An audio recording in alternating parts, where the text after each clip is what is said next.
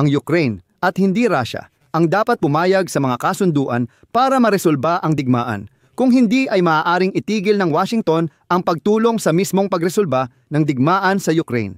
Sa matinding pahayag ngayon lumabas si kalihim ng Estado ng Amerika, Marco Rubio, sa gitna ng pagdaraos ng pangkalahatang asembleya ng United Nations. At sa gitna rin ng sunod-sunod na mga provokasyon ng Federasyon ng Rusya laban sa mga bansa ng North Atlantic Alliance. Muling binigyang diin ni Marco Rubio na hindi nagpapataw ng parusa ang Estados Unidos sa Rusya dahil maaari itong makaapekto sa kanilang pagiging tagapamagitan sa dialogo sa Moscow. Bagaman, paalala ko lang, matagal nang walang anumang negosasyon na isinasagawa kahit sa antas ng mga konsultant na inamin na rin ng publiko sa Moscow at sa Kiev.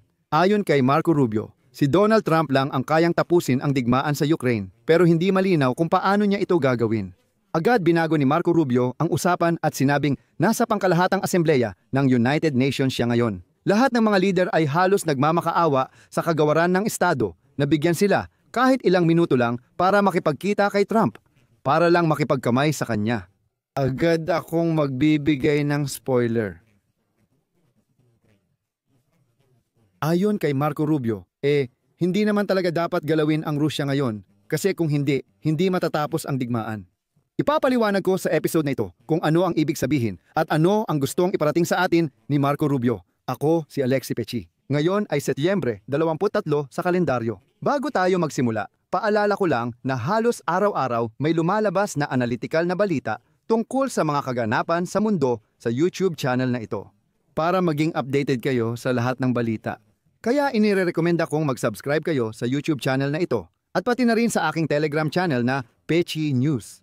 Makikita ang link sa video description. Kaya si United States Secretary of State Marco Rubio ay nagbigay ng sunod-sunod na mahahabang pahayag sa gitna ng United Nations General Assembly sa United States.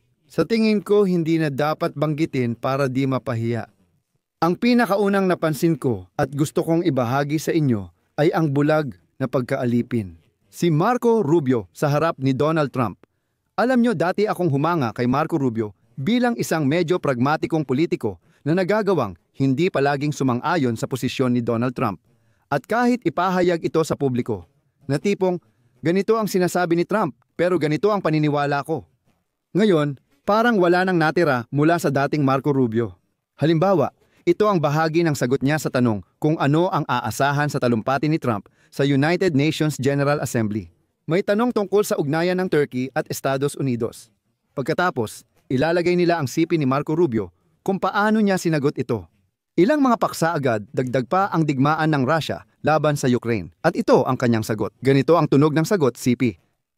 Wakas ng sipi ng kalihim ng Estado ng Estados Unidos. Ganito ngayon ang posisyon ni Marco Rubio.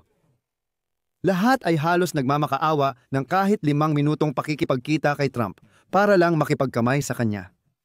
Si Trump lang daw ang kayang tumigil sa digmaan sa Ukraine pero di pa rin niya nagagawa. Kaya naman niya pero di niya ginagawa. Hindi masagot ni Marco Rubio at Donald Trump kung bakit hindi pa rin natatapos ang digmaan sa Ukraine kahit sinasabi nilang si Trump lang ang makakatapos nito. Pero ang mahalaga, tandaan ninyo, lahat kasama na ang Turkeya ay nagnanais na makipagkita kay Trump para lang makipagkamay sa kanya. Sa kampo ni Trump, may tinuturo na silang may sala kung bakit di mapigilan ni Trump ang digmaan ng Russia sa Ukraine.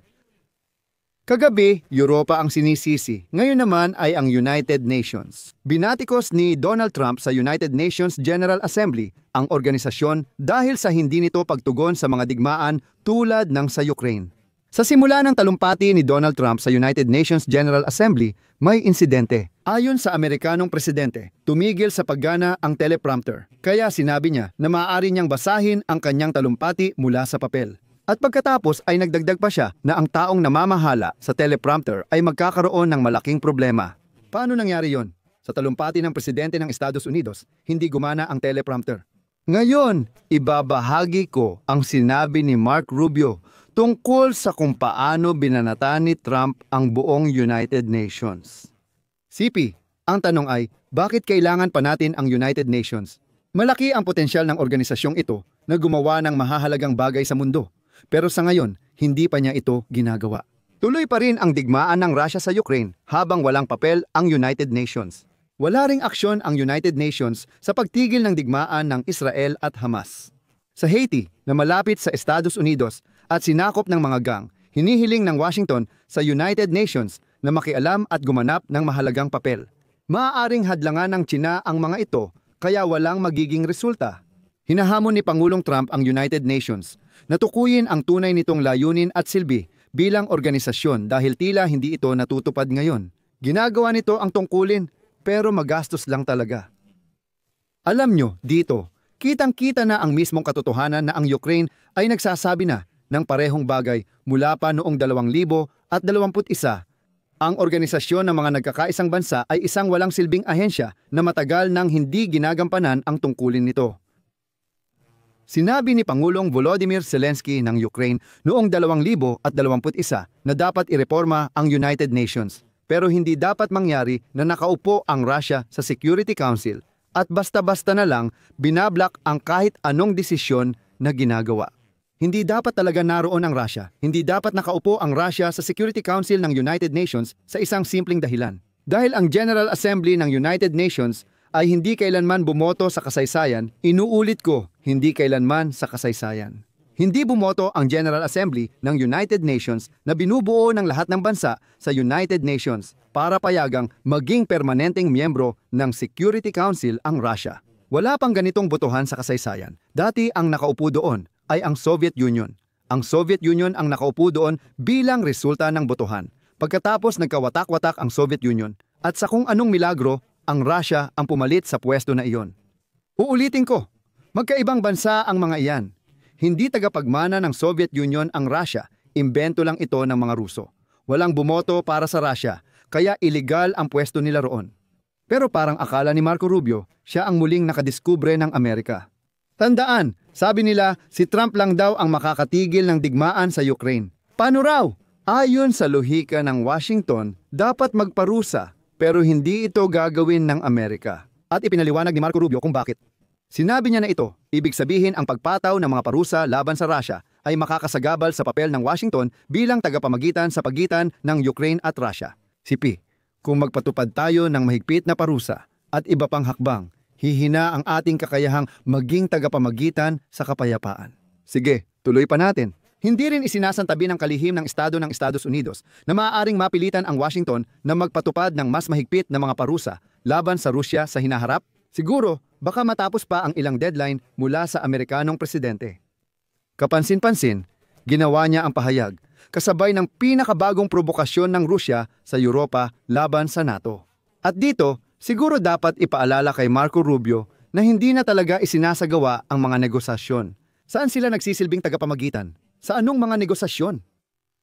Walang nangyari sa pagkikita ni na Trump at Putin sa Alaska. Halos 1.5 buwan na ang nakalipas mula noon. Ang Kyiv at Moscow ay hayagang nagsabi na walang negosasyon kahit sa antas ng mga konsultant. Sa totoo, walang negosasyon ngayon. Giit ni Rubio, may negosasyon si Trump kaya ang parusa ay hahadlang sa kanya na hingin kay Putin ang tigil putukan. Pinuna ni Marco Rubio ang mga bansang Europeo sa patuloy na pagbili ng langis at gas mula Russia na tinawag niyang absurdong desisyon. Hinimok niya ang mga kaalyado na mas magsikap para mapilitan ang Russia na magbago. May ilang bansa na humihiling sa Estados Unidos ng dagdag na parusa. Pero may ilang bansa sa Europa na kulang ang ginagawa kaya dapat pa silang magsikap. Oh, dito, simple lang naman. Itong mga bansang binanggit ni Marco Rubio ay ang Hungary at Slovakia na bumibili ng maraming gas at langis mula sa Russia. At ang mga leader nila na parang sumasamba kay Donald Trump. Pero isipin mo, kahit itong mga bansang ito, bali wala na lang sa kanila ang mga panawagan ni Donald Trump. Ipapaliwanag ko kung bakit. Sinabi ni Peter Szijjarto ng Ministry of Foreign Affairs ng Hungary na hindi ititigil ng Budapest ang pagbili ng langis at gas mula Russia. Sa kabila ng panawagan ni Trump sa European Union at NATO na itigil ang pagpopondo sa Kremlin, narito ang pahayag ni Szijjarto. Kulang ang pamumuhunan at infrastruktura para mapalitan ang supply mula Russia. Ang mga opisyal ng Europa na 3 taon nang humihiling ng diversifikasyon ay panatiko at hindi makausap ng makatuwiran. Naiintindihan namin ang paraan ni Trump, pero kung walang langis at gas mula sa Russia, imposibleng matiyak ang ligtas na supply ng bansa. Sa ganitong sitwasyon, siyempre, kailangan ng koponan ni Trump ng masisisi. Siyempre, may dapat sisihin para hindi lumabas na mahina si Donald Trump mismo at nahanap ni Marco Rubio ang mga dapat sisihin. Ito ay ang Ukraine. Ayon sa kalihim ng Estado ng Estados Unidos, ang Ukraine mismo ang dapat pumayag sa mga kasunduan para maresolba ang digmaan. Ayon sa pahayag, maaaring itigil ng Washington ang pagtulong sa Ukraine kung walang makitang posibilidad ng mapayapang solusyon sa digmaan. Sa kabuuan, kung susumahin, masasabi nating muli tayong umiikot sa panibagong yugto at may pakiramdam na parang hindi matatapos ang mga ikot na ito. Dahil sa kampo ni Trump, paikot-ikot lang ang kanilang retorika, parang paulit-ulit lang talaga ito. Madalas magbanta si Trump ng parusa o magpalit ng posisyon, tapos si Rubio tatanungin, anong mga parusa? Matapas tamam kyang. Nagkakaroon daw kami ng negosasyon na sa totoo lang, wala naman talaga. Sa madaling salita, dito ko na muna puputulin ang usapan. Ilagay ninyo ang inyong opinyon at mga konklusyon sa mga komento sa ilalim ng episode na ito. Mag-subscribe kayo sa channel, pindutin ang kampanilya at huwag kalimutang mag-like. Ingat po kayo! Paalam sa lahat!